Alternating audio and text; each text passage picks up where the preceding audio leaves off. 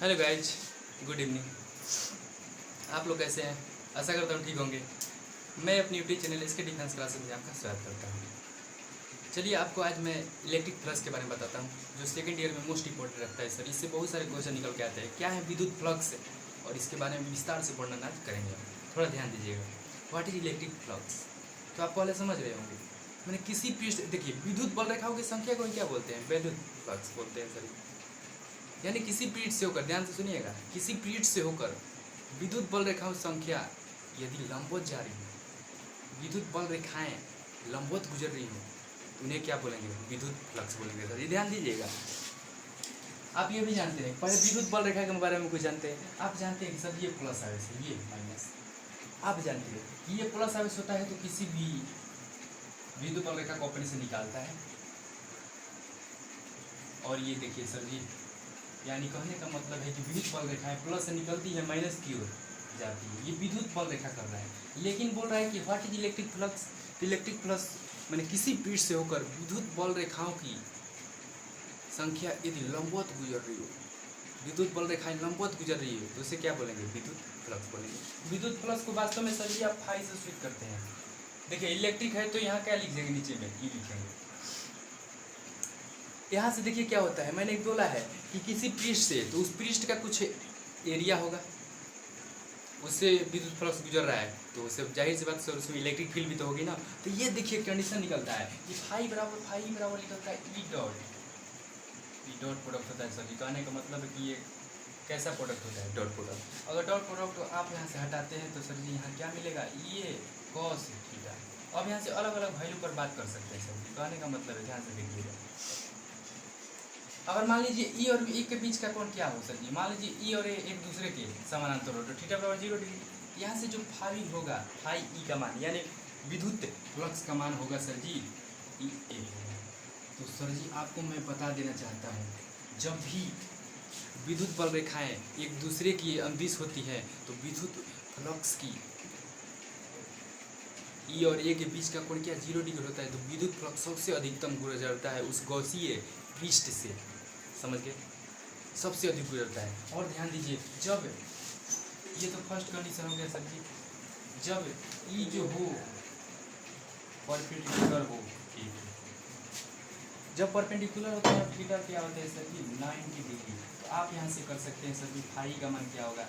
ये कोस 90 डिग्री। जब ई होगा सर जी तो यहाँ से 0 डिग्री। कहने का मतलब है सर जी, जब ये 90 डिग्री होगा यानी कि ई और एक दूसरे के लंबवत होंगे, क्षेत्र के लंबवत विद्युत क्षेत्र यदि प्रवेश करे तो उस स्थिति में क्या होगा सर जी? उसमें कोई विद्युत फ्लक्स उत्पन्न नहीं होगा, इससे कोई विद्युत बल रेखाएं नहीं गुजरेंगी। ध्यान दीजिएगा, मैंने इसमें बोला है कि विद्युत फ्लक्स अधिकतम होगा हाई मैक्स, यानी कि इससे विद्युत बल रेखाएं क्या गुजरेंगी? बहुत अधिक जाएंगी। अब देखिए इसमें बोला है, इसमें मैंने बताया कि विद्युत फ्लक्स 0 हो गया, यानी इससे कोई विद्युत बल रेखाएं नहीं गुजरेंगी, यानी विद्युत फ्लक्स इसका 0 है। अब देखते हैं इसमें, जब तीसरा, ये दूसरा कंडीशन हो रही सर जी, तीसरे कंडीशन में देखते हैं। तीसरे कंडीशन में है जब ई हो और एक ये माने एंटी पैरेलल हो। एंटी पैरेलल मतलब क्या हो सर जी? एक दूसरे के विपरीत हो। यहाँ थीटा क्या लिखेंगे? 180। यहाँ से जो मिलेगा फाई का मान सर जी, ये मिलेगा माइनस ये, आप निकाल सकते हैं। तो सर जी माइनस ये का मतलब क्या है कि विद्युत बल रेखाएं देखिए यहाँ पर माइनस दिखाई दे रहा है कि किस ऋणात्मक मिल रही है। यहाँ पर फाई क्या है? माइनस ई मिला है, यानी कि विद्युत यहाँ पर बल रेखाएं जो होंगी वो ऋणात्मक में यानी कि उल्टे प्रवेश करेंगी। ध्यान दीजिएगा सर जी, मैं आपको क्या बताना चाहता हूँ। यहाँ पर फाई का मान माइनस ई आया है क्योंकि एक दूसरे के क्या है, जो देखिए यहाँ पर क्षेत्रफल की दिशा इधर है। आप एक बात समझते हैं, क्षेत्रफल हमेशा एक अदिश राशि होता है, लेकिन सर जी इसमें आप एक छोटे क्षेत्रफल की बात करते हैं, डी ए क्षेत्रफल का, तो एक सदिश राशि हो जाता है। कहने का मतलब है, ध्यान दीजिएगा सर, जैसे आपको बता देता हूँ कि क्षेत्रफल जो होता है सर जी 2 टाइप का होता है।